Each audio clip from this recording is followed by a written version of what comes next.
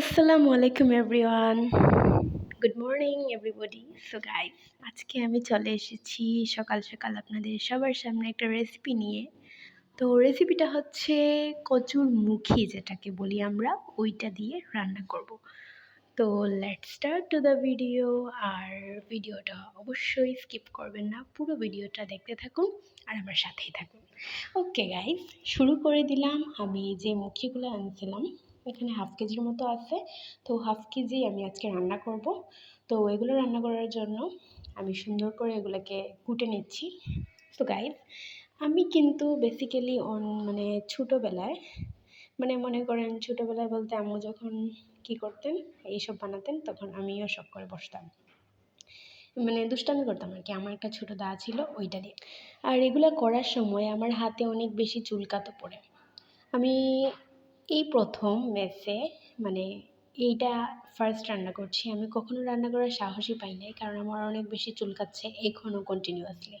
So guys, এই কথা হচ্ছে, আমি যখনই মানে আম্মু যখন সবজি কাটতেন বা যে কোনো কিছু কাটাকাটি করতেন, তখন আমি বসে বসে দেখতাম আর নিজেও কাটার ট্রাই করতাম। মানে বুঝে নিত মেয়েরা তো এরকমই করে, যা দেখে তাই নিয়ে দুষ্টামি করতে শুরু করে দেয়। তো আমি এখন কিন্তু অনেকবার কল দিয়েছি, আমি আমার আম্মুর কাছে অনেকবার কল দিয়েছি যে আমি এটা কীভাবে রান্না করব, প্রসেস করব। কিন্তু মনে হয় উনি ফোনটা ধরেননি, মনে হয় আমার আম্মুর ফোন সাইলেন্স করা ছিল এজন্য।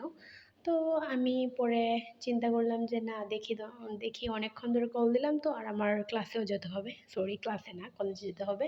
তো কলেজে যাওয়ার জন্য আমি ভাবছি যে লেট হয়ে যাবে, আর কল ধরে না যেহেতু, পরে জেনে নেব। আর আজকে আমি আমার মতো করে রান্না করে ফেলি।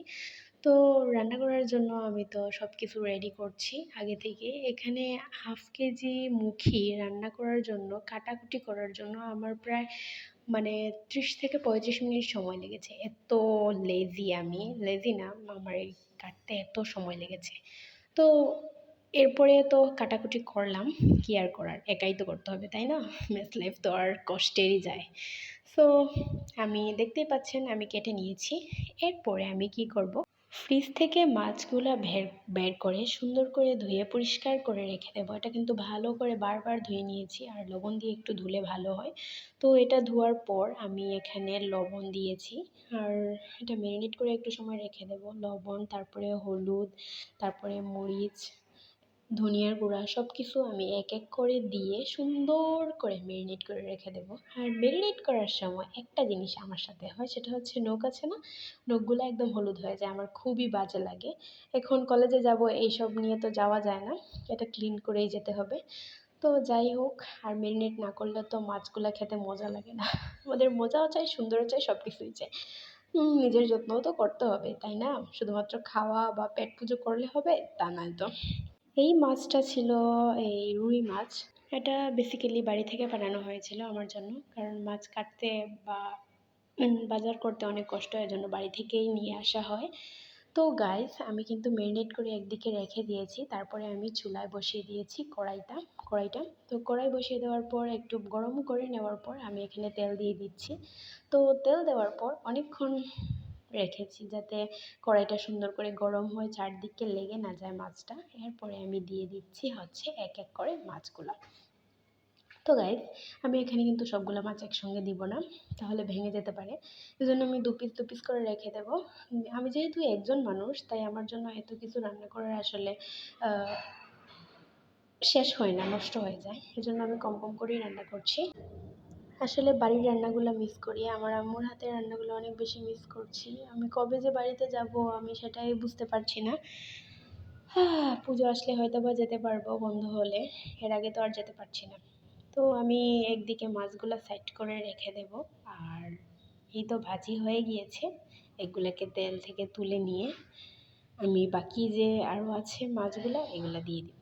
সো গাইস, আমি কিন্তু একদিকে কাঁচামরিচও কেটে রেখেছি, তারপরে এই পেঁয়াজ রসুন যা যা লাগে, নিজের মন মতো তো রান্না করবো, এজন্য আর কি যা যা লাগে রেখে দিয়েছি। তারপরে দেখছি যে এটা অনেকক্ষণ ভিজিয়ে রেখেছিলাম লবণ দিয়ে, তারপরে এখন ধুয়ে নিচ্ছি সুন্দর করে। আমার হাত কিন্তু প্রচুর চুলকাচ্ছিল, আর দেখতেই পাচ্ছেন আমার হাত কিন্তু লাল হয়ে গিয়েছিল। তো গাইস, আমি আর একটু তেল দিয়ে নিলাম। এখন হচ্ছে মেইন রান্নার পালা। তো রান্না করার জন্য কিন্তু আমি এখানে পেঁয়াজ যে কুটে নিয়েছিলাম সেগুলো দিয়ে দিয়েছি। দিয়ে দেওয়ার পর রসুন যে আছে ওইগুলো দিয়ে দিব, সুন্দর করে দিয়ে একদম বাদামি কালার পর্যন্ত ভেজে নেব।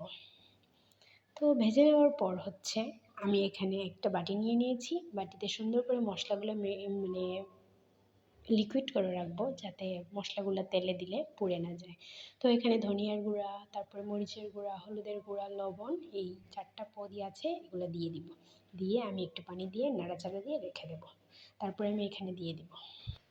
এরপর আমি ওয়েট করব একদম সুন্দর করে কষা কষা হওয়ার জন্য মশলাটা। তো গাইস, আমি অনেকক্ষণ ওয়েট করার পর দেখলাম যে আমার মশলাগুলো একদম কষা হয়ে গিয়েছে, তেলটা উপরে উঠে আসছে। এই সময় আমি দিয়ে দিব যে মুখিগুলো আমি রেখেছিলাম ধুয়ে, ওইগুলো দিয়ে দিব।